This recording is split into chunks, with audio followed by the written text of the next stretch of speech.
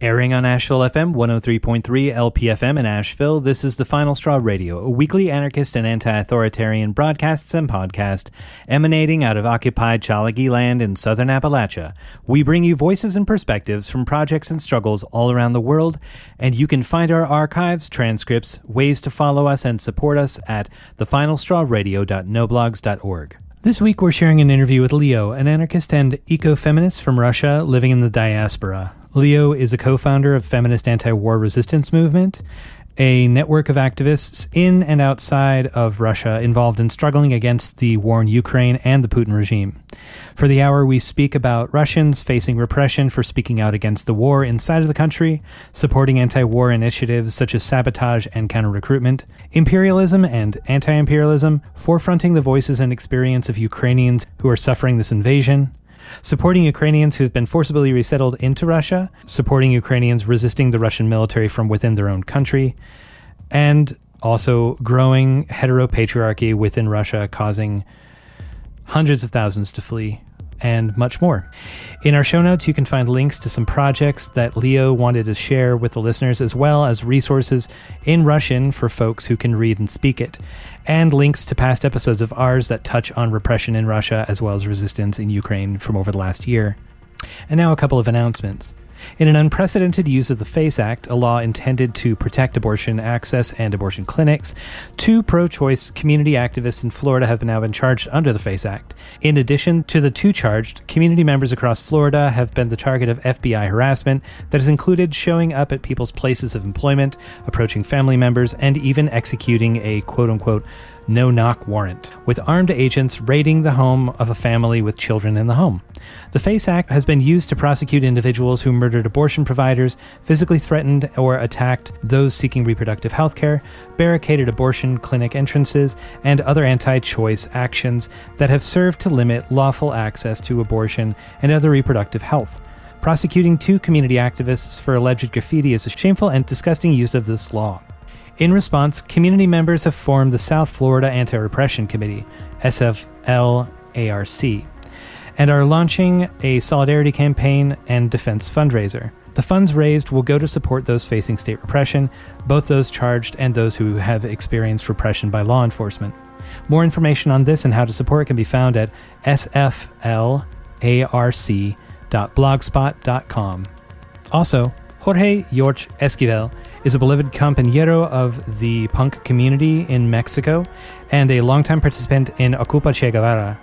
He was arrested on December 8th, 2022 by plainclothes police when he was leaving campus of the Ciudad Universitaria of the UNAM University in Mexico City as a part of a campaign to criminalize participation in the Ocupa or squat. He was framed on drug charges in 2016, and Jorge was rearrested again on a related charge in 2022. CNA of DF, or the Mexico City Anarchist Black Cross, is fundraising to cover his needs inside the cartel-run prison where he's housed, as well as his legal fees. More info on this can be found linked in our show notes. Next up, the struggle to support folks facing ridiculous domestic terrorism charges in Atlanta in a clear situation of state overreach continues to escalate, and they need support. One easy way to kick in is with a donation to the Atlanta Solidarity Fund. You can learn more at atlsolidarity.org.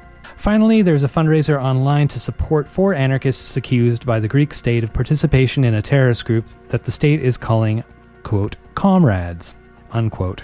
A case which has stretched out for nearly 3 years now and still isn't pretrial.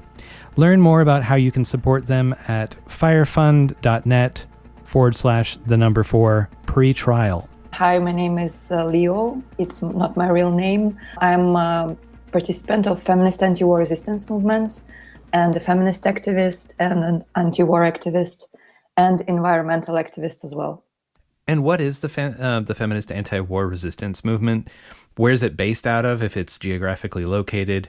And what are the shared values? How are decisions made? Can you give us just a little information about that network or that movement? Feminist Anti-War Resistance Movement started on the second day of the full-scale invasion in Ukraine.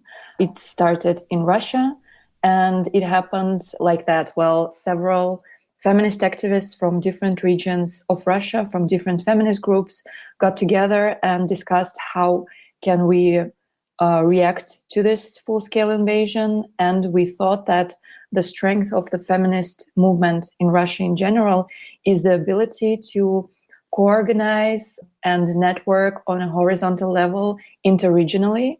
And we decided that we have to build a feminist anti-war resistance movement to collect our abilities, powers, skills to confront this war. And first it started inside Russia, but very quickly a lot of activists had to move abroad, had to relocate, and had to evacuate themselves because they face political repressions. So right now it's an international movement. It's not like there's no base in some precise city or country. We have activists, coordinators, and volunteers in many different countries, and still most of our activists are located in Russia. Great, thank you. That must be rather harrowing and scary for the people that are still operating inside of Russia. I'd like to ask a bit about the sort of repression that people have faced inside of Russia for taking a stand or going to the streets around the war. But I want to ask a couple of other questions first. So I imagine that the network has a lot of ideological heterogeneity and difference among the ideas of the people involved. For instance, I recall that one of your network members participated in an interview with Frequenza, audio comrades of ours out of so-called Germany, and they described themselves as an anarchist, but my understanding is that the overall organization is not anarchist. Would you talk a bit about the principles that motivate you personally in your work with the feminist anti-war resistance? I consider myself a feminist anarchist, a leftist anarchist. So I don't know. I'm an eco-feminist with leftist anarchist views, and I know several other participants of the movement who also share the same political views as I do. At the same time, we have other participants who consider themselves more, leftist socialists, and there are people who are maybe more liberal. We for sure don't have people with, alt-right views or conservative views. But I think that when we began our movement, we didn't have, time and resources to build this under the clearness and the base of this exactly the same political views, because in general, feminist movement in Russia is very diverse, and we have a lot of conflicts inside the movement. We have different political beliefs, we have different strategies. So the same happened in the feminist anti-war resistance. In the first few days when we started gathering, we wrote a manifesto where we decided to put all our ideas together, the ideas and beliefs on the basis of which we can collaborate. So this manifesto is available in different languages. You can find it on our social media. It is available in English as well. And actually, in several months, we updated this manifesto because, of course, the situation in terms of war was changing really quickly, and we have to make our position more clear. So this is some kind of a fluid document which keeps updating due to the circumstances. And I think it's important to say that a lot of people who joined our movement, they didn't have that much of an activist background before, and they were not that involved in any political movements or any opposition. So for many people, especially young people, this full-scale invasion became a first impulse to become politically aware and to join any protest activity. So I think it's very fair to be open to people who maybe don't have any strong political belief. They didn't find themselves in this yet. They didn't have enough time to figure out who am I, anarchist, socialist, liberal, I don't know. And it's okay. I think we all been in that kind of position at some point of our lives. So I think it's very good that we are open to different people, and we are inclusive towards their, path in their life, in their search of themselves and their identities. So I think that's how it goes. I don't know if it makes sense what I'm saying. Yeah, no, it totally does. And I appreciate that. Like having a bounded definition that is feminism, and then having a bunch of people that like agree generally with the sentiment that this invasion at least is immoral, and that gender inequality is an unjust thing. Actually having enough space where people talk to each other either in a movement or in an organization from differing positions and are able to debate and discuss. I think, I think your point is well taken, that it allows for, you didn't have the time for, purity of thought or whatever, but also that doesn't exist. But making space where people can engage with each other under the common banner of feminist to sort of hash out these details, I think is super important, because not everyone's starting from the same political position at the same time.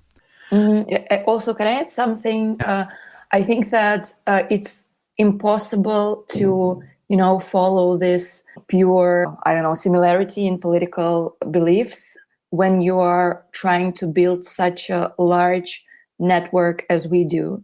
So, for example, if you're having a small affinity group or a small, initiative, you can organize it based on the very, similar political beliefs, pure thoughts, and things like that.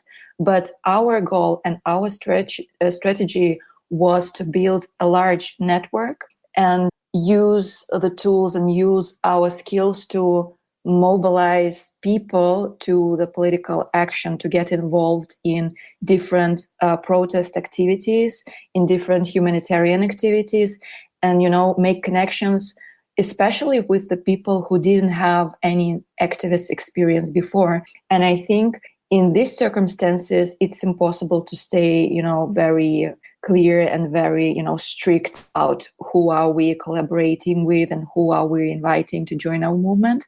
I think it's just different strategies, because it's different scales of, and formats of activism and resistance. And for me, I can say that right now I'm collaborating with people, even with those feminist activists with whom we had a lot of, fights and conflicts before. But during this crisis, I understand that, okay, maybe I disagree with this person in this, that, and that, but I know that this person is professional and can do very good particular kinds of work, activist work, and have good skills and this, and that. So I think in this crisis situation, for me, it's more productive to collaborate with this person and to leave our disagreements behind for a while there's so much work that has to be done, and while we have not enough, heads, hands, brains, and things like that. Yeah, that makes sense. That's very well put.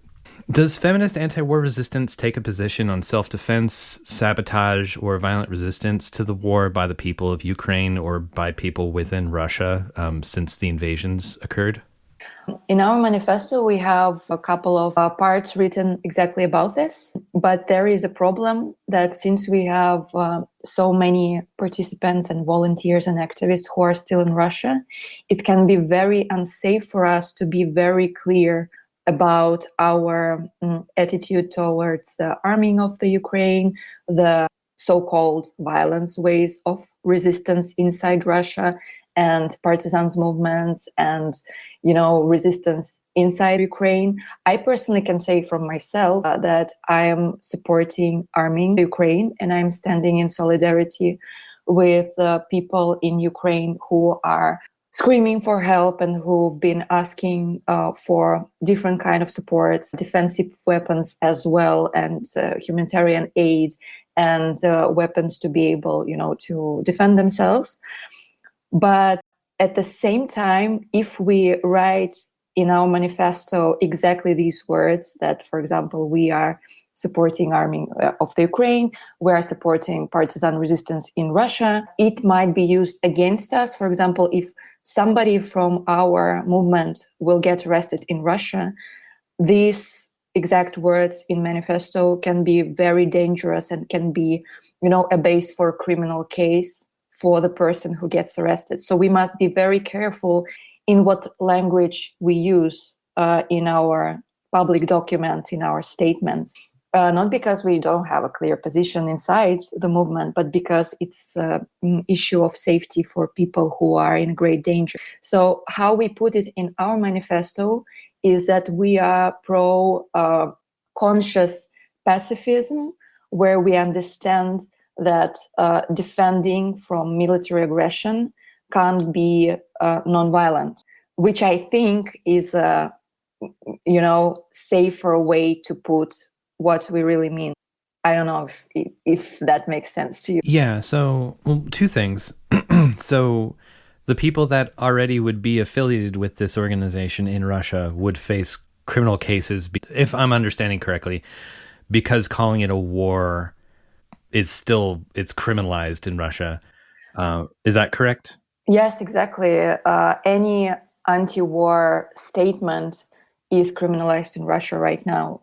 Even naming the war and not special military operation, even if you make an anti-war comment or a negative comment to article about the Russian invasion, it's all criminalized right now. And there are thousands of people who got arrested for tiny comments and posts online and for joining peaceful protests. So it's really not safe to openly share your opinion about it.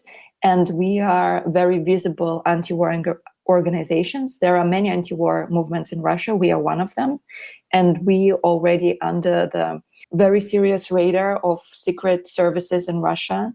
We know that our activists have been followed. Several of our coordinators had criminal cases against them. We know that we already were named foreign agents as organization recently in December. So, there's a huge risks for us.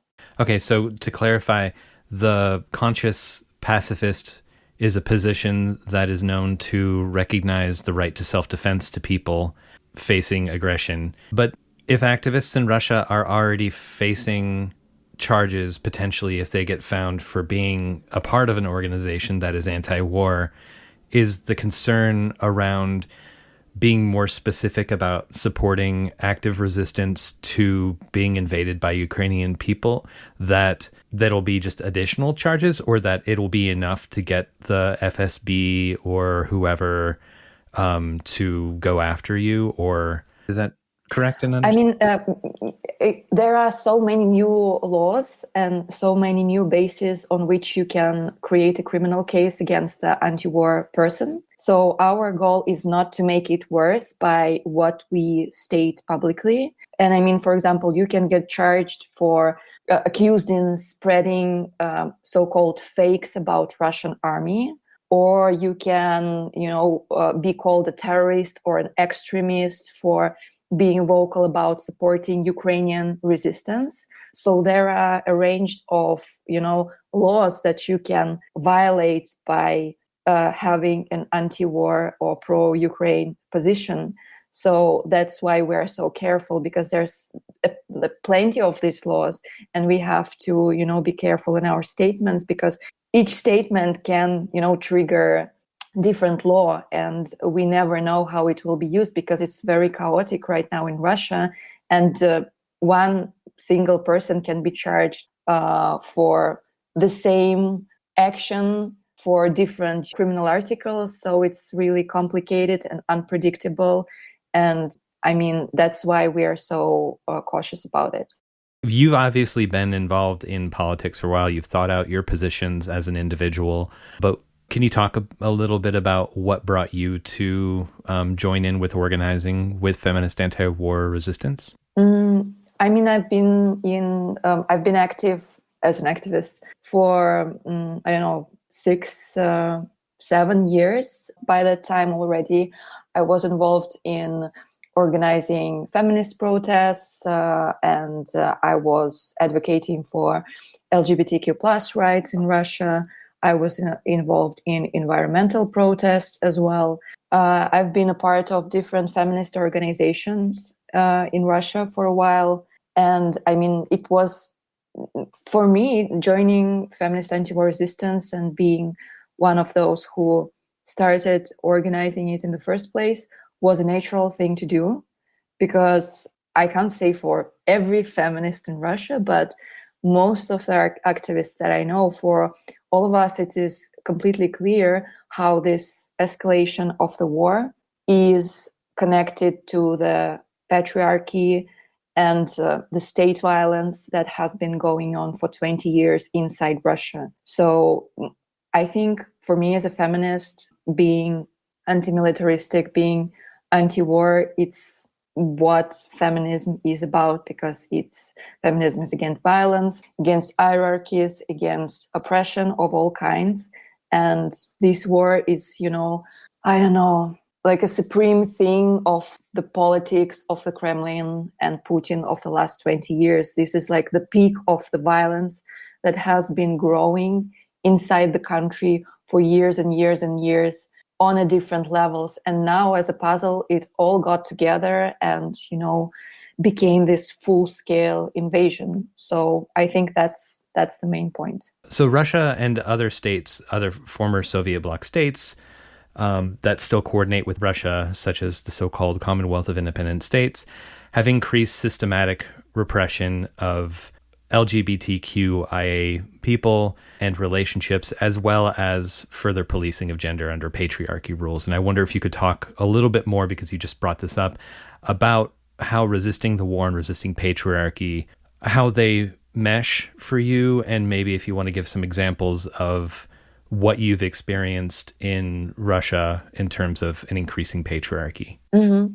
So I think it's for feminist activists and for LGBTQ plus community in Russia, it's clear for years that Kremlin, Putin, and his gang, I don't know what else, what other word would be appropriately to use here. So yeah, Putin and his allies and Kremlin and the government, they think that queerness, feminist agenda equals so-called Western values. And Putin and Kremlin, they have been, standing on this position that Russia and Russian people has nothing to do with Western values, that we have our own Russian traditional values and we have to stick to it. And basically, we never hear what are these traditions exactly.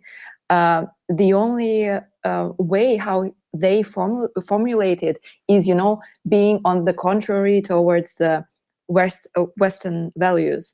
And Western values is all the bad things, as they call it, like, human rights, women's rights, queer rights, and freedom of all kinds, freedom of identity, and things like that. So all these issues has been demonized for years by Russian propaganda and Russian government to the Russian citizens. And right now, I think it's escalated to the top, because we had this around 10 years ago, they made this law against so-called LGBTQ propaganda. I think many people heard about it. And the thing of this law was about that if you want to speak publicly about the queer issues, you can only do it for the audience over 18 years old, so only for the adults. And so it was a bad discriminative law, but still there was a way for queer organizations and queer people to be visible, because you just put 18 plus mark on your content, on your events, announcements, and things like that, and you can continue what you do. But last year, they made an update for this law. So now it's basically illegal for everyone to do so-called LGBTQ propaganda. So you can't speak publicly about queer issues to anyone. anywhere. If you make a public post about queer issues, if you, I don't know, write a text, or if you speak about it on some event, you can be accused of violating this law. And this is a terrible situation. This is, terrible discrimination. And Russia right now is super unsafe for queer people. And it's interesting how the focus of Russian government and Putin himself was so much on trans issues. I don't know where it came from, but for the last couple of years, he and other, beneficiaries of the regime were talking so much about trans issues, about this Western weird culture where the West wants, to destroy traditional values, and they want everybody, like children, to become trans, and that there won't be a regular nuclear families anymore, and there won't be mothers and dads, there will be parent number one and parent number two, all this, radical bull. And they have been forcing it on the very, official level, on the, official press conferences and, gatherings of deputies and parliament, things like that. It was crazy. So now it is super unsafe for queer community in Russia. And of course, this is all a part of this, trying to isolate Russia from the whole world, trying to make Russian citizens brainwashed and make them feel that the whole so-called Western world is a danger to Russia and we have to isolate ourselves because they want to destroy our families, bring, weird gender culture to Russia, and make everybody queer, make everybody feminist, as if it's something bad, which I disagree completely. So it's been insane. And I think historically, we know that this is a kind of policy which happens regularly in the authoritarian states. And I think Russia right now is moving fast towards, military dictatorship. So making queer people, making feminists like enemies of the state, it is a very populist way of, trying to drive the attention of the citizens away from the real problems, away from the disaster which is happening in the Ukraine, away from the deaths of hundreds of thousands of mobilized soldiers, away from the economy collapse and political repressions and things like that. So I think that what's the patriarchal state does often, to make these, made up enemies inside the country to drive attention away. And of course, it's also one of the steps on the way to make Russia, a state where human rights are, there's no chance to protect your human rights, because during the last year, Russia, cut off mostly all of their responsibilities towards the international organizations who are protecting human rights. So we, as a country, were, out of the European Court of Human Rights. And Russian courts are now don't follow the decisions of the European Court anymore. We are out of the Council of European Union as well. So there was a huge damage to the institutions of human rights defenders in Russia right now. And I think that maybe later it will go back, of course, when the regime will fall apart. And I hope that it will, and I know that it will fall apart one day. But right now, and I think for further many years, Russian citizens won't be protected at all, from human rights violations. And we can see this escalating day by day.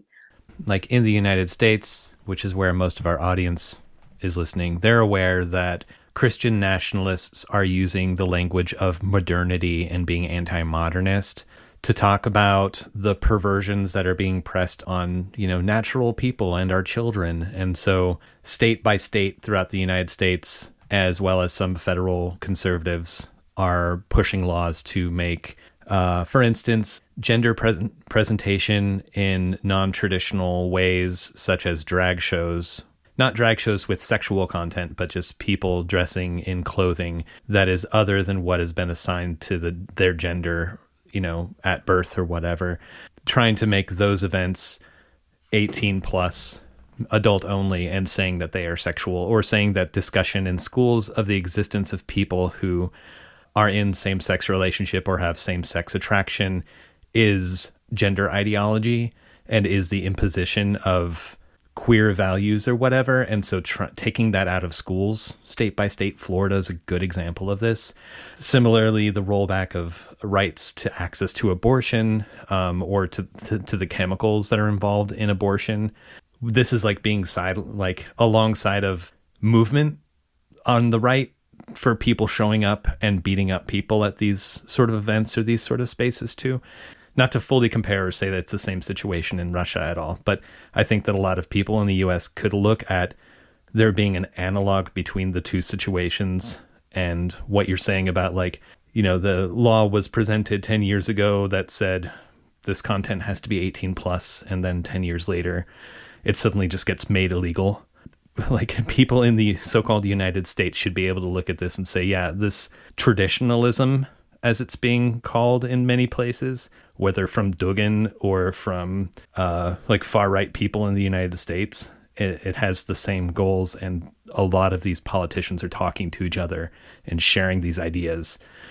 So, different situation, common enemies. And I think it's, the conservative turn, we can see it, we can observe it worldwide in many different countries, not only USA and Russia.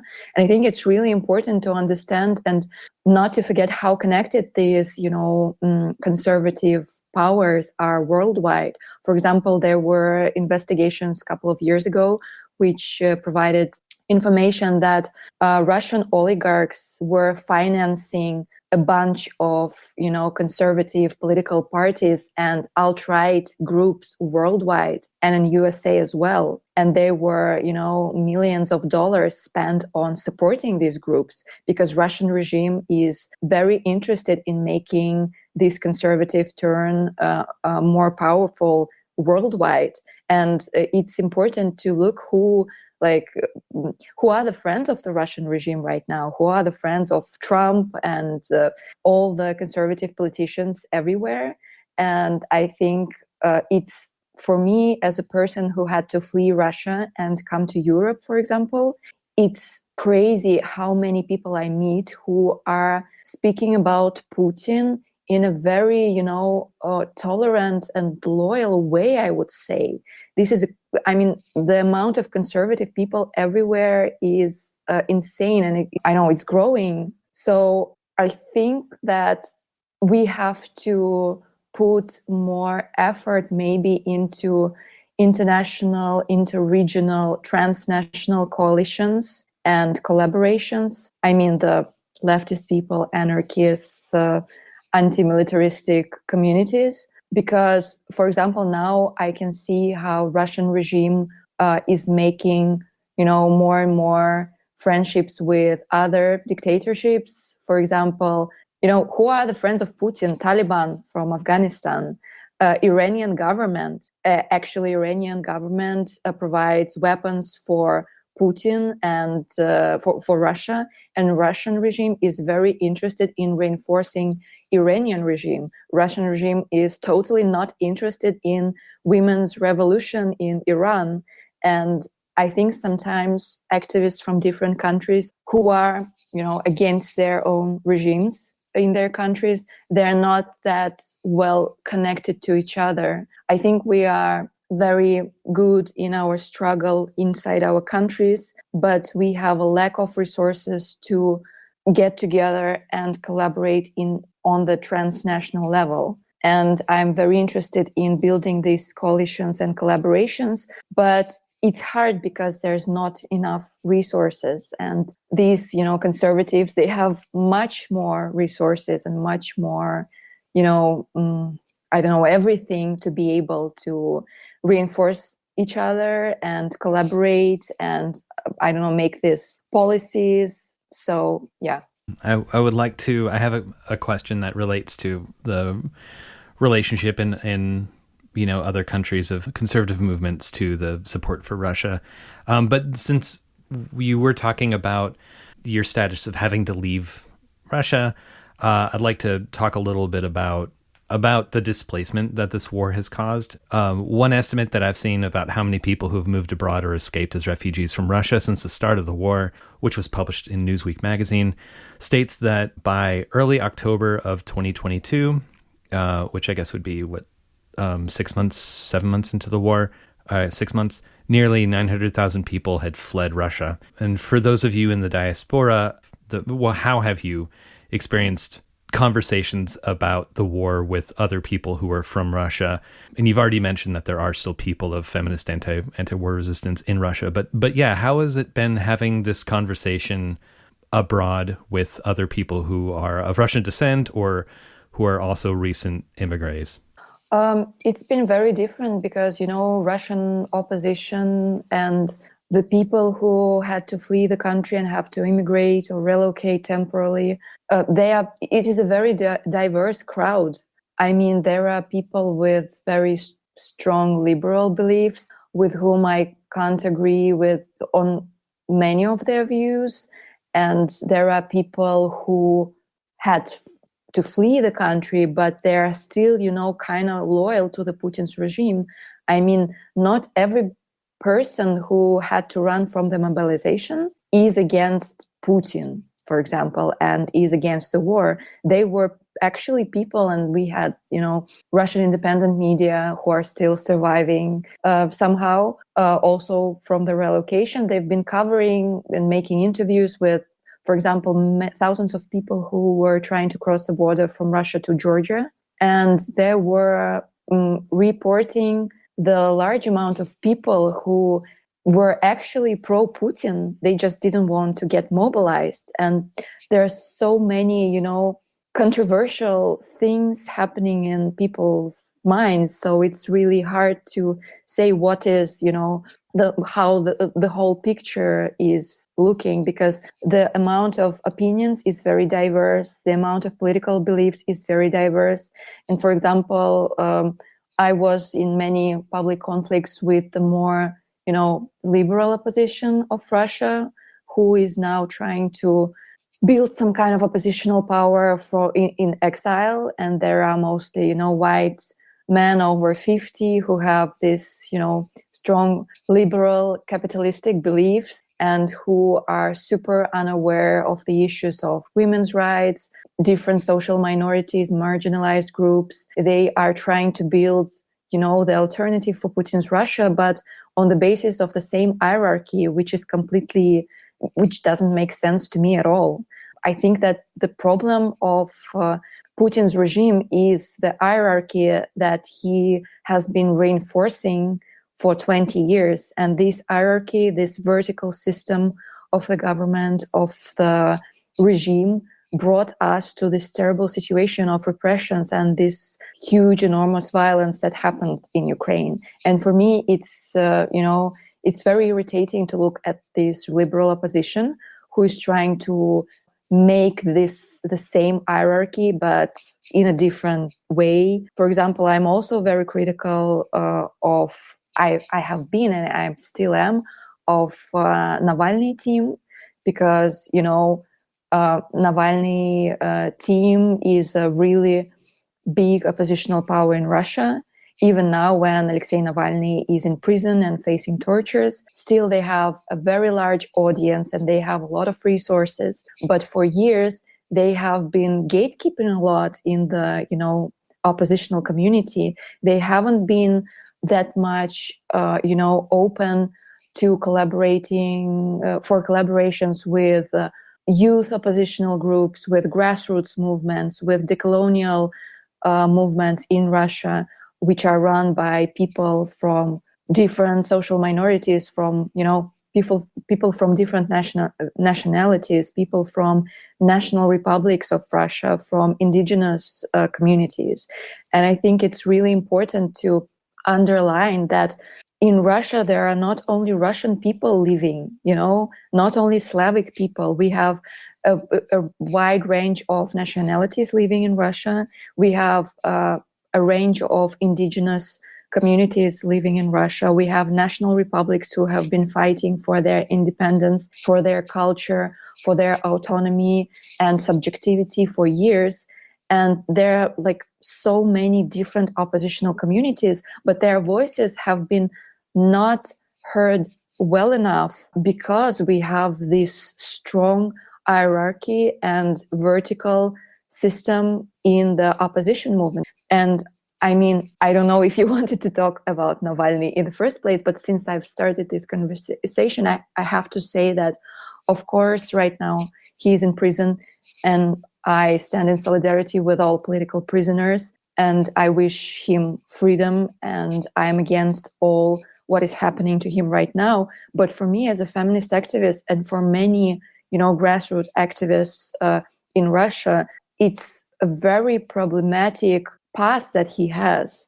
If you know that 10 years ago, he was a participant of Russian March in Russia. He was in very close relationships with nationalists, with Russian nationalists and alt-right groups. You still can find on YouTube videos where Navalny makes horrible jokes about migrants and how we might have to get rid of them. He has very problematic past. And even if it was 10 years ago, he was 30 years old 10 years ago. It's really hard for me to say that, he was too young and he didn't know what he did. I think he was, and his team were not vocal enough like these days and for the last couple of years about his views on this subject and how he changed or whether he changed. It wasn't enough of this kind of communication.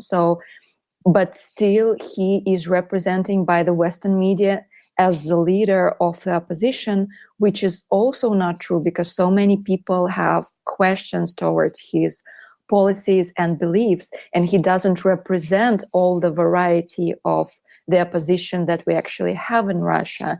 So, there's so much tiny things and nuances in this whole thing. So when I actually got abroad, the conversations about it were reinforced because, I've been meeting with other anti-war activists, with other representatives of oppositional groups who also relocated.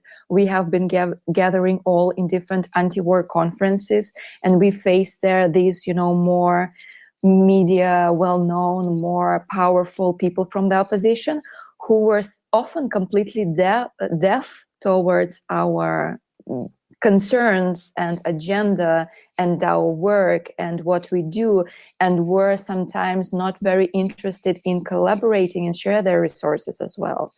So I think it's important to know that Russian opposition is not a monolith.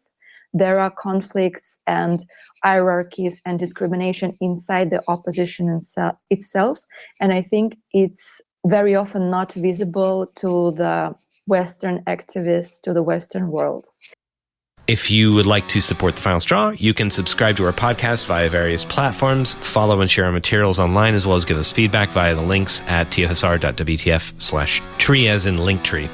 To support our transcription work and wider project, you can subscribe to us via patreon.com/TFSR. You can also buy some merch or find donation methods at tfsr.wtf/support.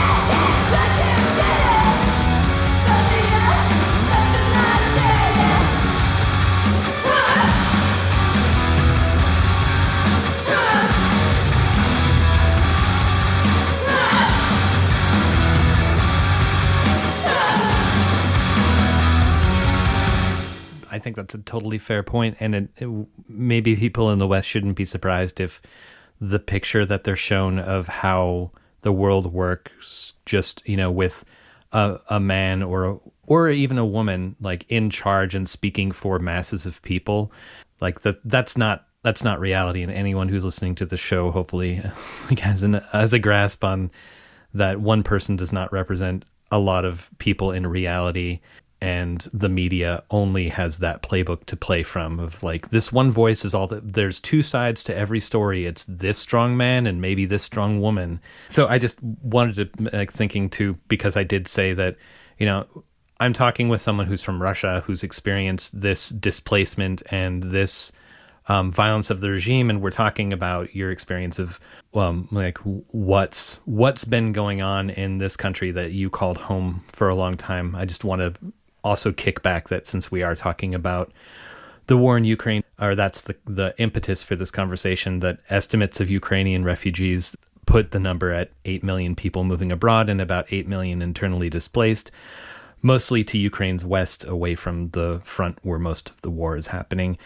And I'm not sure where transfers by the Russian military of Ukrainians, and in particular Ukrainian children, what the numbers are for that, and what, that's very clearly at earlier stages in the war, at least, when Russian troops crossed the border and then started deporting Ukrainians and also putting Ukrainian children into the Russian adoption network.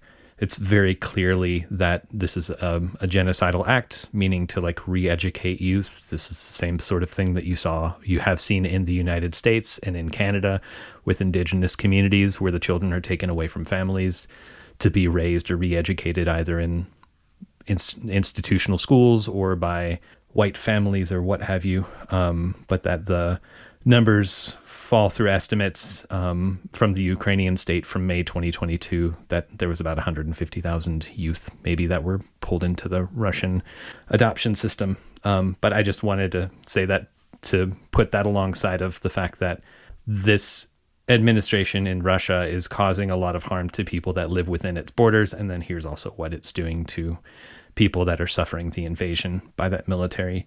I don't know if you wanted to say anything about that. I just kind of wanted to make that a statement, if nothing else. I just can add to this subject that I think the resistance, the anti-war resistance in Russia right now is very connected to helping Ukrainian people who were displaced, deported, brought by force from the occupied territories to Russia.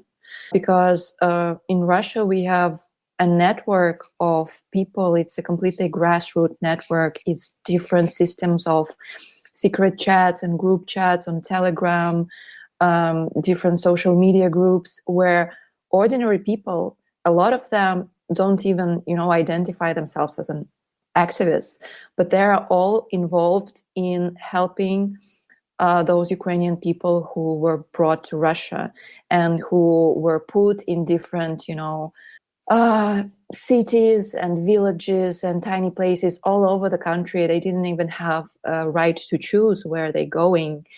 Sometimes you can be placed in in the middle of Russia. Sometimes you can be placed in the far north or far east in some tiny cities, and the conditions in the places where these people have to be are terrible. And the network of volunteers are the people who provide humanitarian help to these people. They provide medicines, they provide, clothes, they provide food, they provide all the necessity that the families are in need of. And at the same time, most importantly, they help these people to evacuate from Russia and, for example, to cross the border and to go to Europe, or to go to Europe and go back to Ukraine, because a lot of people, and I was personally involved in helping Ukrainian refugees for half of the year. I left Russia in March of 2022 after a series of arrests and criminal case against me. And secret police was after me for the last 2 years, even before the war escalation. So it was the only way for me not to get in jail for years, to flee the country. So when I had fled the country, I went to Estonia, and there I joined the grassroots organization who was precisely helping the Ukrainian people who were brought to Russia to cross Estonian border and go further somewhere. So we call them transitional refugees, because most of them didn't want to stay in Estonia. They went somewhere else, to other countries, or some of them really wanted to go back to Ukraine because they didn't want to leave the occupied territories in the first place, and they want to be in their home country. And they were just through Poland or through Lithuania, they were coming back to Ukraine, to the western part where it's safer. So thousands of people all over Russia are involved in this underground network of helping these people, of helping them, housing them, helping them with transportation, helping them with documents, helping them with all of the tiny things that people who are coming to Russia have no idea of how to do. And it's important to understand that people who were brought from the occupied territories, they are many times, often they are very traumatized people, because these are people who were in the war zone, who faced, a terrible violent situation, who some of them have been through tortures during, because when you are brought from the occupied territories to Russia, you have to go through this terrible filtration system where the secret services try to, investigate and checked whether the person who is coming to Russia has any connections to the, military or special services or government and things like that. And a lot of people were tortured during this filtration process. So, people are coming to Russia. They're brought to Russia in very terrible and vulnerable psychological state, and they have to be taken care of a lot. People have to, volunteers have to be very careful, very caring, very patient, and towards these people, it's a lot of work to do. Often people spend months in Russia because they are so tired that they say that, okay, yeah, I know that I don't have to stay here and it's not safe for me and not good conditions for me to stay here, but I'm so tired after what I've been through at the occupied territories that I have just no energy, no power to go through this whole journey through the whole country, to cross the border and go elsewhere. And this network of help is a part of anti-war resistance movement, and it is very invisible towards the people from abroad, because how the liberal media sees resistance, they want to see the picture of people fighting the police with their bare hands, and this is how they see protests. But we've been doing in Russia street protests for the first couple of months since February 22, and what were the results? The results were that we had 20,000 people arrested during 2022. We had so many people tortured and faced police violence and police brutality. We had so many activists who got to prison for being a part of anti-war activity. So it was obvious that, doing street protests in the authoritarian state, when you have hundreds of thousands of armed police, actually the real army inside your own country, which goal is to shut down every try of protest inside the country. And when you have only, peaceful citizens with unarmed against the fully armed soldiers from special police forces, this is not productive way of, making anti-war resistance in such circumstances in the authoritarian regime. So all the anti-war resistance went to the other alternatives ways of resisting, to the more partisan way of resisting, to the more anonymous way of resistance.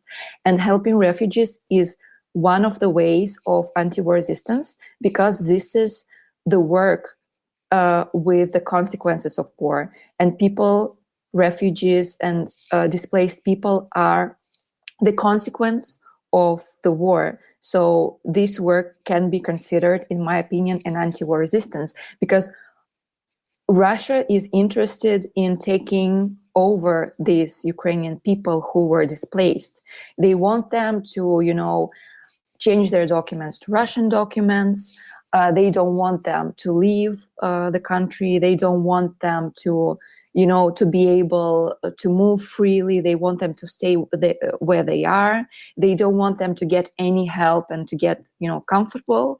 So helping these people, helping them out, helping them with documents, helping them save their identities, it's a very important part of resistance. At the same time, maybe if you don't mind, I can, since we started talking about these ways of resistance, I can just describe which are other ways of resistance that are going on in Russia right now. At the same time, there are people who are trying to fight informational propaganda and try to break this, informational blockade, which is made by Kremlin, by the authorities, because they're interested that Russian citizens don't get access to the independent media, to the truthful information about what is really going on. So thousands of people are spreading leaflets with information in the public spaces. They're doing anti-war stickers with QR codes leading to the independent press. They are making anti-war graffiti. They're making DIY media. For example, we in Feminist Anti-War Resistance, we are doing this DIY anti-war newspaper, which is called Women's Truth or Женская Правда in Russian. This is the kind of newspaper that you can print at home. We have new issue every 2 weeks, and every person can download this PDF file and print it on their computer and spread it, in their, in the public spaces, university campuses, in the post boxes in public buildings and things like that. We have, of course, safety protocols of how to do it safely and anonymously, because if you get caught while spreading this kind of agitation and anti-war information, you can get arrested and you can get a criminal offense for that. So, these are a range of ways how people try to spread information anonymously in a partisan way. And it works really well, I should say, because more and more people are getting involved into that. And of course, there are, partisans' way of resistance. I think you heard about anarchist partisans of Russia and Belarus who were breaking the railways. And there is a movement called Stop the Wagons, where activists are reporting how to do this kind of partisan resistance. And it's important to understand that they have very precise safety protocols, so none of the humans get hurt during this kind of sabotage. They have been breaking the railways to stop trains with military weapons going to the war zone from Russia and from Belarus. At the same time, you might heard of the protesters and anarchists as well who were putting conscription offices on fire by throwing Molotov cocktails inside them. It has also been done during nighttime or during weekends, so nobody actually would get hurt, but the fire will slower the work of the system, of the mobilization, of the conscription offices in general. So actually, it's important for me to add that this kind of resistance is often called a violent types of resistance, but I completely disagree with that, because I think this is a very conscious ways of partisan resistance where people have a goal not to hurt anybody, and still nobody was hurt by it yet. So I think calling it a violent resistance is not correct, because I think, breaking the railways with war machines is not a violent act, it's just an act of resistance. And, putting conscription offices run by the government on fire is also not what I call violence in my personal opinion. It might be subjective, but that's what I am very concerned about, especially that We know that some of the political prisoners in Russia can't even be named a political prisoners by the international NGOs and human rights organizations, because their actions, such as breaking the railways or throwing Molotov cocktails, considered a violent act, which I find very hypocritical and very,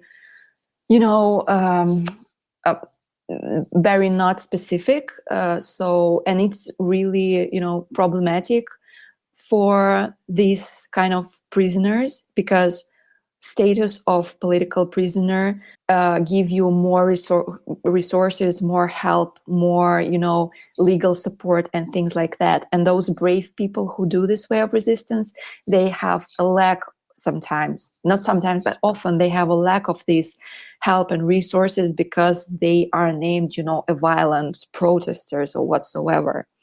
Yeah, we actually had a chance to conduct an interview with people from BOAC, the anarcho-communist combat organization that does some of that and promotes does some of the railway sabotage and promotes the destruction of recruitment spaces and such. So it's amazing that folks have continued. And as you say, especially in the face of whether people are doing that or even just speaking out or distributing newspapers or leaflets or whatever about the war, people are getting repressed terribly.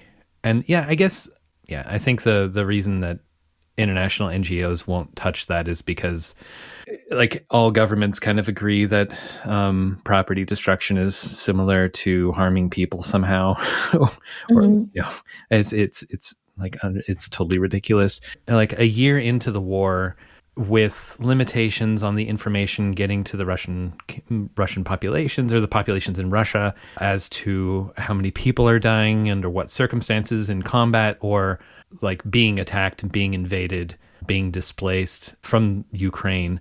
Since folks in Russia aren't getting all the information and they're being fed propaganda by state-approved media, despite the work that you and other people in the resistance are doing to spread the word and to spread dissent, do you have a sense of what the popularity is inside of Russia, of the regime, how the war's been going? Do people have a sense that they understand how many people are, even how many people from Russia or from the federations that Russia belongs to are dying in the war? Is this a clear picture to people?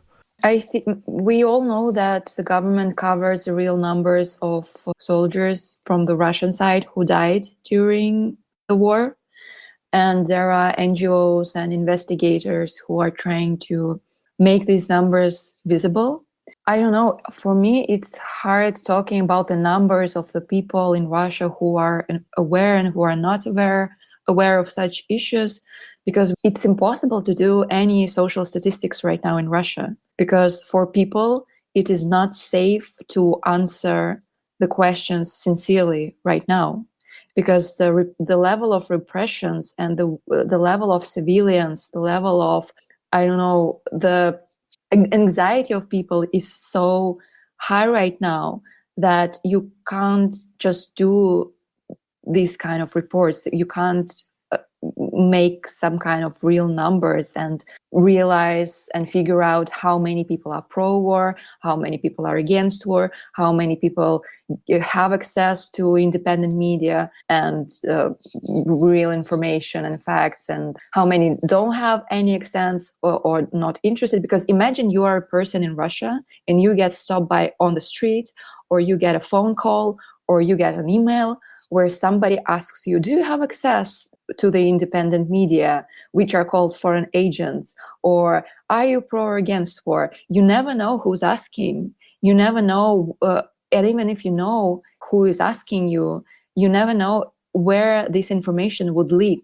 And people are afraid to, share their real views, because people get arrested for anything right now in Russia, anything anti-war. So it's very hard for me to talk about numbers, but I know that there are, as in every country, I guess, there are people who are strictly against this war, and there are people who are supporting the regime. I mean, in USA, in Europe, there are people who are supporting Putin's regime and are supporting the invasion. Same in Russia. I think that the information that I've seen in Western media last year, like 70% of Russian citizens are pro-war and pro-Putin. I think this is completely wrong, because the roots of this information are state propagandist statistics. And the goal of propaganda is to make fake statistics, to make it look like everyone is supporting the regime. So we can't use this kind of information to talk about the numbers. That's what I can say. And I think it's important to understand for people from the outside of Russia. Yeah, that makes sense. I guess another way of looking at it that I wonder is, my understanding is that the draft, like in many countries, hits different economic classes of people differently. But with the continued loss of military and the continued escalation by the Russian military, there's bound to be more attempts to draft the population into military service. I know that one way that the Russian state was able to get around this is by using prisoners and offering them the opportunity to like go fight instead of being in prison cells, under pain of potential death if they were to try to leave. But so I wonder if you've seen like an increase in resistance to the draft in various forms, or maybe that's also a thing that's kind of hard to gauge from where you're at. I mean, I am in touch every day with activists who are still in Russia. That is the only way how anti-war resistance can work. You need to have people who are abroad and can do some things from the safer space, and you need to have people who are still inside the country. So I am on a daily basis are contacting different initiatives who are fighting mobilizations as well and trying to slower it. We have several such initiatives who are doing a huge work, and it is this is one of the ways of anti-war resistance movement, trying to slower the mobilization and trying to help people not to get mobilized or to pull out those who already have been conscripted and mobilized and brought to the war zone. And luckily, still, there are some legal instruments to be able to bring back persons who got mobilized unfairly and by force to the war zone. It's still working, which sounds ridiculous to me that still are some laws are working in Russia. So with the help of lawyers, with the help of NGOs and activists, we have a number of people and families who succeeded in bringing their loved ones back from the war zone, those persons who were brought there by force, not by their own will. And at the same time, there are a variety of ways to escape mobilizations. And these grassroots initiatives and NGOs, they are providing information to large audiences and also using different partisans' ways of spreading this information to educate people, to connect them with local initiatives who can help not to get mobilized, not to get tricked into mobilizing, which also helps a lot. And we heard stories how, people in the conscriptions offices were told that, oh, you just sign this bunch of papers and you will go home. And then people realize that they actually signed the papers which make them obliged to go to the war zone. So it's like the variety of crazy things were happening. And because of the lack of education, because of the huge psychological pressure, a lot of people, they don't know how to react when they get the conscription papers, when they get brought to the conscription office, and their relatives don't know how to react. So all these initiatives and NGOs, they're trying to educate people and provide this information, provide free legal help, provide consultations. Not me, but these activists, they arranged a series of Telegram bots where every person can, in a state of emergency, text their send a short text and get the answers from the lawyers, from the professionals, what to do now if you are in the war zone already, if you are in a training camp, if you are just standing near the door of the conscription office, what to do. And a lot of people got help. And I think slowing the mobilization is a very important part of the anti-war struggle, because I've heard some ridiculous opinions like, oh, those guys who ran from the army are, I don't know, traitors, or they are weak, or they are, I don't know, all the different words. And I think that bringing your body out of this system, escaping the mobilization, is also a part of resisting the war, because we don't want to make Putin's army stronger. We want to weaken it. And if you withdraw yourself as a potential soldier from the system, you are weakening the Putin's army because he wants to make it stronger. And I am very irritated how it's not obvious for many people from the West as well, who were criticizing those Russian people who were running abroad from the mobilization. And I mean, it's really important to support these people who are trying to slow the mobilization in Russia, because they also don't have enough resources to do that. These are completely independent organizations, most of them grassroots. They don't have, and they're doing this like a daily job without getting any, pay for this. And this is a hard thing to do during many, many months. So I think for people from other countries, it might also be interesting to, look up such organizations and to support them, because supporting such organizations are also the way of joining anti-war resistance, because resources are also bringing resources to the resistance is also resistance. You had brought up before, mentioning the sort of chauvinistic pro-Putin positions that some people who are in support of the war abroad position. So nationalism, imperialism, and multipolarity are terms that have complicated the discussion of the war against the people of Ukraine among Western so-called leftists. Mm-hmm. For instance, this podcast project absolutely supports the right of self-defense against any invading state force of individuals and communities. But squaring that with the support of another capitalist state government and the arms industry here in the USA sits uneasy, but also war is terrible. People should not be invaded and displaced. But there are a lot of bad faith whataboutisms, this term meaning just if you bring up a critique, then countering immediately without responding to that critique by bringing saying, well, what about this? These sort of whataboutisms come from apologists for Russian state aggression.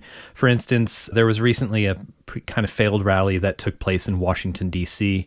that featured anti-interventionist fascists, as well as Stalin-inspired conspiracy theorists, quote-unquote anti-imperialists from the Green Party and the Democratic Party, and libertarian politicians in what might overall have been could be called a red-brown alliance, rife with Russian chauvinism and flags.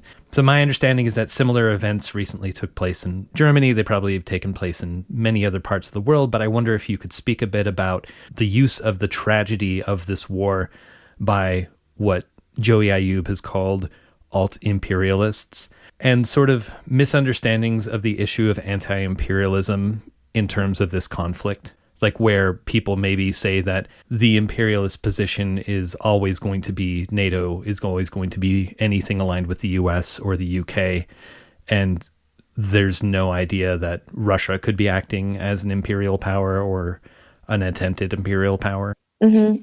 What I've personally experienced when I was discussing the issue of war in Ukraine with leftists from the West, from the USA, from the Western European countries, I had so many conflicts and fights on this subject, because I've been hearing a lot, but what about NATO? This is the war not between Ukraine and Russia. This is the war between so-called Eastern world with Russia and the West and NATO and imperialistic USA.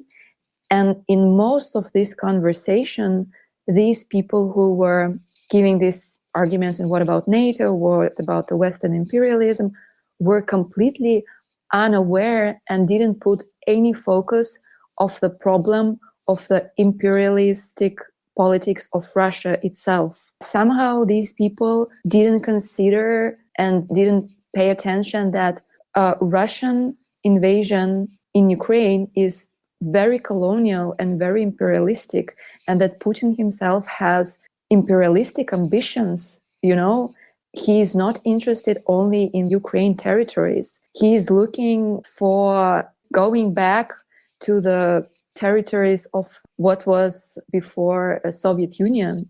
He has dictatorship, imperialist, emperor ambitions. And this is very clear from his actions, his public speeches, and how he talks about other nations, other countries, not only Ukraine, but Baltic countries as well, Eastern European countries as well. And I think when we're talking about this war, okay, of course, like anarchist, leftist people, we should be critical about NATO and about Western imperialism and about USA imperialism. And we are critical about it, but we can't, say, and that's what I've heard literally from people who consider themselves leftist activists, that Putin is a lesser evil, which is a completely insane thing for me to say and to think, because there's no lesser evil. This is evil, like USA imperialism is evil, and Putin is imperialism is evil as well. And it all brings us to the war conflicts, to the death of people, to the colonial politics, to the violence of every different level, to the daily discriminations of people who are considered as others and not like the normal people, quote. So I think Western activists and Western leftists should be more aware and put more attention, at least to balance their attention when they criticize the Western imperialistic policies and when they're speaking about Russian politics and Putin himself. We have to listen to the Ukrainian people. We have to listen to the who were the victims of this colonial politics. And we have as well to listen to the voices of indigenous people and national republics inside Russia who have been also the victims of this colonial and imperialistic politics of the Kremlin for the last 20 years, and even like further, because Russia has this great history of imperialistic policies and violence towards different ethnicities, different countries, different nations, different indigenous communities. So I feel that sometimes activists from Russia and activists from Ukraine, they can't even make a productive conversation with the Western activists because they somehow don't see this side of the problem. I don't know if you can add something to this as a person from the West or not. Sure. I mean, there was an activist from Ukraine that I spoke to a while ago who was doing mutual aid work inside of Ukraine. This is probably in May, I think, of last year. And I brought up a question similar to this, and her response was, people need to stop just thinking about this stuff in terms of international politics. Like, there is a very real harm being caused having bombs dropped on them or military walking through their cities and shooting people, rounding them up. And so there's no, as you say, there's no good side to this, but in terms of NATO and the West and the military industrial complex or Russian imperialism. But the immediate cause, the immediate thing that needs to happen is an end to the aggression that is causing people to die and be displaced. That should be, as people that value human life, we should have a primary focus on stopping this violence immediately and not worrying about the feelings of the Russian state or the NATO alliance or whatever else. We, as anarchists, as anti-authoritarians, as leftists, we should be stopping the violence. If Ukraine had initiated a war by invading parts of Western Russia and decimating cities and, destroying water infrastructure, threatening nuclear meltdown by destroying the nuclear power plants, then the correct position for us to take would be to say, hey, NATO and the Ukraine need to stop this violence because people in Russia are experiencing harm from it.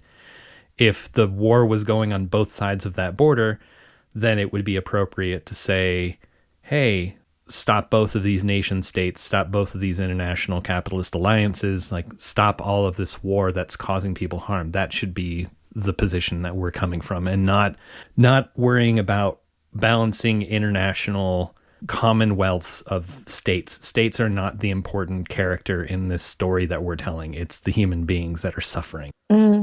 I think that I agree with you that sometimes, and with the person that you quoted, that often in this conversation, the subjectivity of Ukrainian people are being lost in this conversation, is not being considered by the people who are talking about it, while they're talking in this major, power conflicts like West and East and NATO, Russia, etc.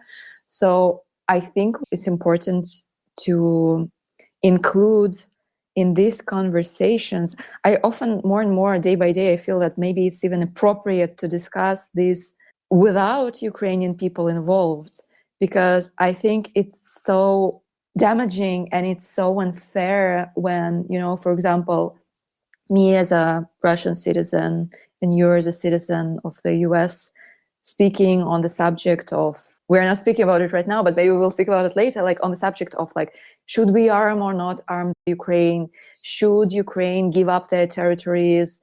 And then maybe Putin will stop or not. I think this is a terrible thing, because in this conversation, the subjectivity of the people who are suffering the most is completely lost. And I think it's really interesting. I don't know if you spoke to Ukrainian anarchists before, those who are involved in the local resistance movement and military resistance as well. I know, and I've been following like through social media and through texts and posts about what was going on in anarchist and leftist movements inside Ukraine. And there was also a conflict, as far as I know, inside the anarchist community of how to, defend themselves, how to be or not to be a part of this military conflict in this war, because some people from the anarchist community, they were standing on this kind of non-violent approach. And also there is a very uneasy thing for the anarchist community to be aligned with the governmental structures or not. And right now we know that all the, military groups, independent military groups, which were run by anarchist communities and created by anarchist resistance, are now under the lead of the state-controlled military institutions, because there's no other way to exist in this situation. And these anarchist groups got critiqued by other anarchists who were thinking that, and also anarchists from the West, that it is anti-anarchist position to be in any relationships with the government, especially in the war situation. But I personally stand in solidarity with these resistance groups. And I think for you, it would be very interesting, and for your audience, maybe to make a podcast with some of these groups and to hear their story and their opinion, because of course, I don't want to speak for other people, but I think that sometimes this Western criticism is super unrealistic and super unapplicable to the real situation that people in Ukraine and resistance activists in Ukraine are facing right now. Because if we're talking about, let's just not arm Ukraine, and let's just not, like for the leftist anarchists, let's not join the military conflict and become a soldier. Like, how should people protect themselves and their close ones? What should they do if they even can't leave the country? If you are, for example, a person who is a certain age, certain gender, and you are not obliged to be able to escape the war zone, actually. So, I mean, all this critique was very, philosophically pure in some way, but so much unrealistic and so idealistic, which irritated me a lot, and I know irritates a lot people in Ukraine. So I think we should be, maybe we were talking in the, in the start of our conversation about the pure thoughts and ideas. I think this concrete situation and the idea of making, pure idealistic actions and be aligned with certain anarchist ideals is completely not applicable in a situation right now. Because if Putin will conquer Ukraine, there will be no space for any pure anarchist thoughts anymore in this territory. because it will be completely under this regime, and the level of violence will go higher. It will be genocide and all of the terrible things. And I think right now the compromise and the ability of anarchists as well to, be in alliance with the government for this period of time when they have to, push back the invasion, push back the aggression and violence, this is totally understandable, because when the violence is over, then there will be a space to confront their own governments, to confront their own nationalism issues, capitalism issues, and all the issues that, of course, Ukraine has as a country, as every country has. But right now is the problem of terrible, enormous violence, the death of thousands of people, and the problem that Ukrainian people don't have enough resources to save their lives and to defend themselves. Yeah, no, I totally agree. That would be a really interesting conversation to have. And we haven't talked to anyone who is in any of the units that have been absorbed into the Ukrainian military. And I agree that the question of ideological purity kind of gets subsumed by the question of people's ability to survive a circumstance. And these are the kind of discussions that have definitely ripped apart relationships in anarchist communities in the West, and like disagreements on this very point.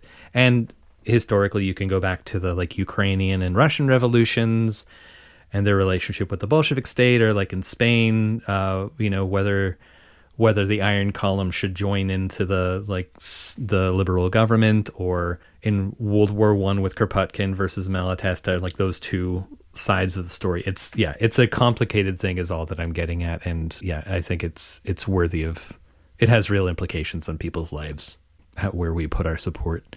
Could you speak about the color scheme of the logo for feminist anti-war resistance, with the ramping up of nationalism and nationalists on both sides of the war? For instance, I mean, looking in terms of relationship to the military, you can say, look at the Nazis in Azov Battalion and look at the Nazis in the Russian Imperial Movement or Wagner Group. And it's been 9 years of lives lost in the war in the Donbass. And so I wonder if, as a group that has a lot of different perspectives in it under that umbrella of feminist anti-war resistance, could you talk a little bit about the choice to use the colors that are present on the Ukrainian flag, and also just if you could talk about how the war is having an impact on the rise of nationalism on either side of the border? I mean, honestly, we made this logo very quickly. So when we gathered with other participants of the movement, and when we started thinking about our manifest and writing it, it was very spontaneous and quick. And we came up with this, one of the persons who is an artist and the designer came up with the symbol of Venus symbol, which is a, common feminist symbol, but with a peace sign integrated in it. The group of participants decided that it was a good sign to use, and our designer and artist decided to use this Ukrainian flag color scheme to it, because back at that time, a lot of people in Solidarity were using these colors on their, designs, their logos, everything. It's like provocative, right? It was a very, I think in that moment, you are not thinking that deep about, and what about the flags itself as a symbol of states and the nationality and things like that. I mean, again, the conversation about pure thoughts and pure ideological positions, sometimes you don't have resources, energy, and time to make these super pure ideological decisions. I think at that time, it was what we felt like was okay to do. And we used this symbol and we used these colors. And actually, we keep using these colors often in our social media. And Feminist Anti-War Resistance is using different social media, like trying to build an independent anti-war grassroots media with feminist anti-war agenda. So, I actually didn't have much time to think about it that much myself, because I had so much other more important work to do than, thinking about our logo and the colors and how it might or might not be, problematic or not aligned with my personal anarchist beliefs and my critical position towards any state and towards like any predominant national symbols of the countries. I don't know. It's just not, for me right now, it's not priority, I would say, because there are so much other work and ideological questions they had to be worked on that I don't have enough resources for all of them. I don't know if it is a valid answer to your question, but honestly, I first thought about this subject when you asked me these questions and when you actually, to be honest, wrote it for me before. And I thought, oh, well, interesting. What do I think about it? I just didn't even have time to think about it. And I think most of my colleagues didn't as well. The only thing I can add, like definitely we use these colors not because we are nationalists or something like this, or have some kind of conservative views or beliefs that we are very, supportive of any state or this system of national beliefs. I don't know.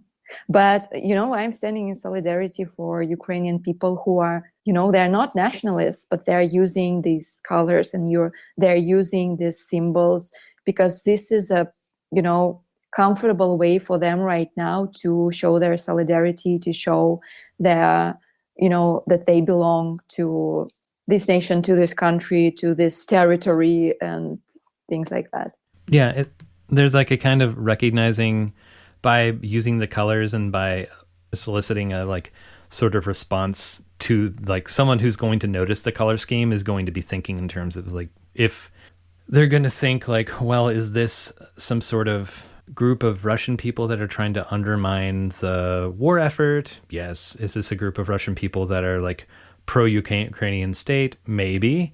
But yeah, it's good for being provocative. It's good probably for starting that conversation with people in Russia or in the diaspora who see that and maybe start asking these questions of like, what's going on here? I was going to ask about, I mentioned the rise of nationalism on both sides of the border because war always does this. It draws people together in these groups and hardens the walls around it sometimes. And that's like, it's really a pity that also happens when people defend themselves, but that's a natural reaction that people have.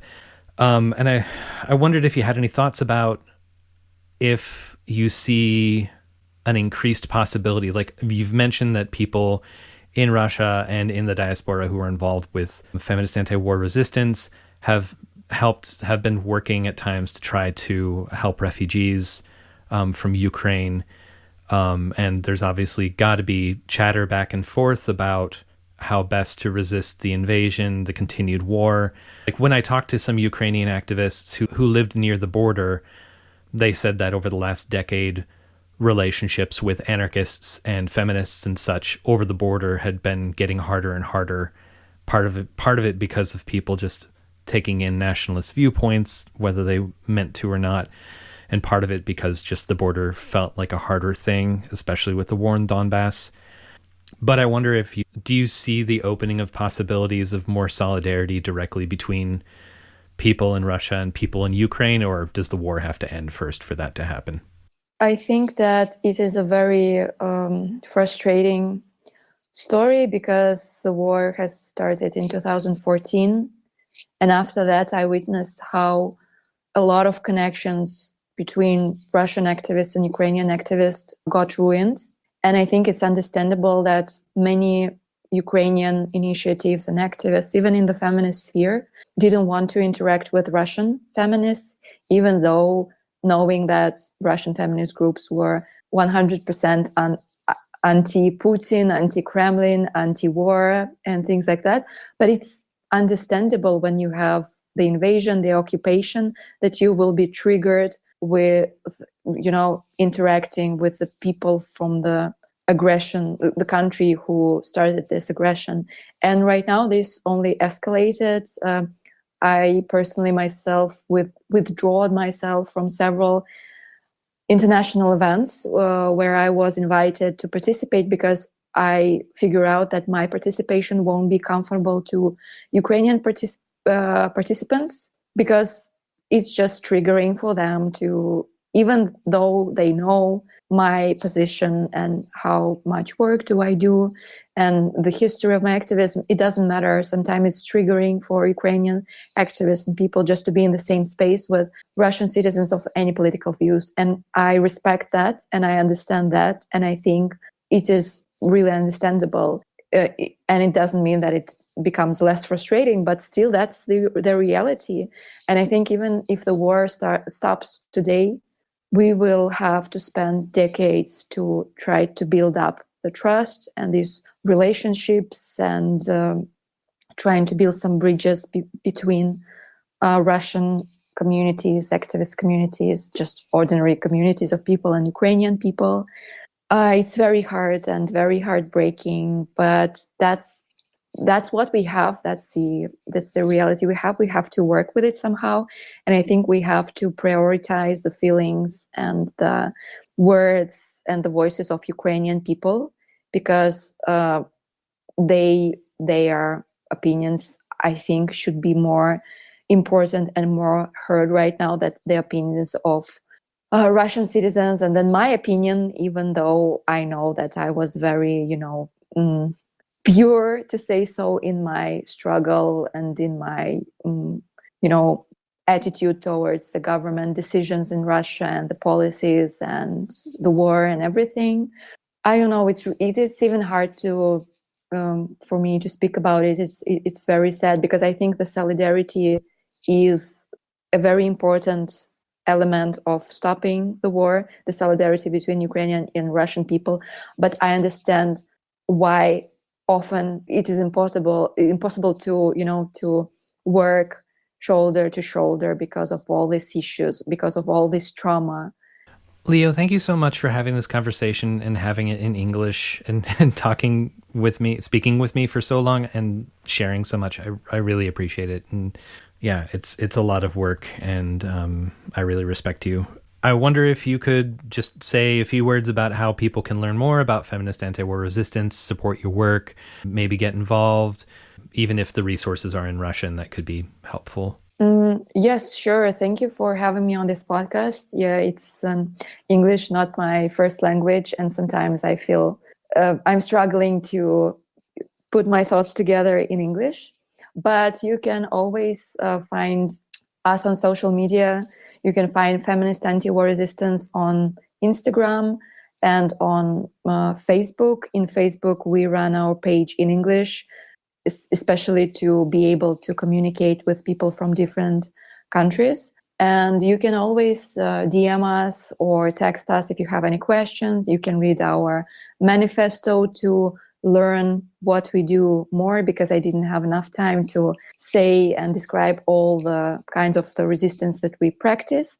And I would be very happy that if it is possible in the description of this podcast to put the links about the Ukrainian anarchist organizations and resistance communities that can be supported that you might be interested in, you and your audience maybe. I think it will be an important act of solidarity from me to put a spotlight on the comrades from the Ukraine.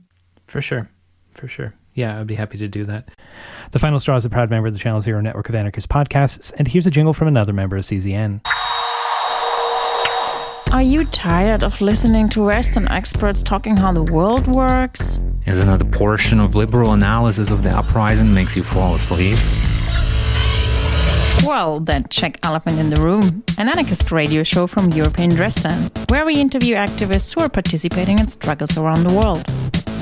Elephant in the Room is a proud member of Channel Zero Network. You can find our show on your favorite podcast platforms, CZN website, or somewhere on the internet. From activists for activists. And now some words from anarchist prisoner Sean Swain. What you say, what you say, what you say, what? We'll come like a block. This is the list compiled by the Mapping Police Violence Project of those who were killed by police for October 2022.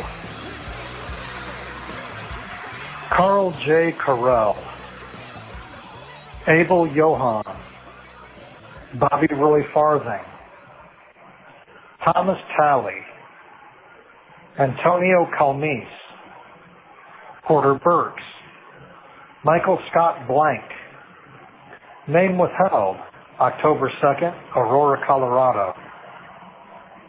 Gary DeSanctis, Samuel V. Richmond, Manuel Gonzalez Moran, Colin West, Terrence Robinson, Blaine Lane, Ronald Dunnigan Burdine, Ron Welch, Bobby Johnston, Jeremy McCracken, Troy Garcia, Jaheim McMillan, Jonas Drew Gonzalez, Thomas Hensler, Christopher Allen Bogus, Dexton Bolden, Stefan Jones, Johnny Devin James, Briar Everett Wolf, David Arnold, Hui Zhang, Daniel Francis Scott, Christopher Earl Smith, name withheld, October 10th, Chakota, Oklahoma. Joseph Bestick Jr., Jason Sanderson, Jeffrey Smith, Chamonte O'Neill, Raheem Lee, Nicholas Brucher, Quantaze Campbell, Christopher Ardoin,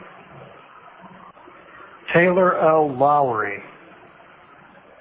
Taylor Grimes, Nelson Amos, Christopher Blunt, Angel Jimenez, Sergio Groover, Joel Capellan, name withheld, October 17th, North Richland Hills, Texas. Vincent Martinez, Derek Weatherspoon, Jason Thorpe, name withheld, October 18th, Paragould, Arkansas. Wilma Taft, Jorge Arias, Jason Smith, Thomas Christopher Wheeler, Mark Edward Evers, Christopher David Roldan, Luis Alfredo Ferro Sanchez, Aaron Link, Desmond LeDuc, Lynn Frederickson, Justin Harrod, Jose Jimenez, Ronnie Lee Martin, Ezekiel Lamar Love. Name withheld, October 24th, Castro Valley, California. Name withheld, October 24th, Detroit, Michigan. Orlando D. Harris, Javier Manuel Soto, James Wilborn, David Strang, Clarissa Dawes, Alfredo Gonzalez Garza, Joshua Bales, Ivan Hinojosa, Breen Rice, Carlos Trotter.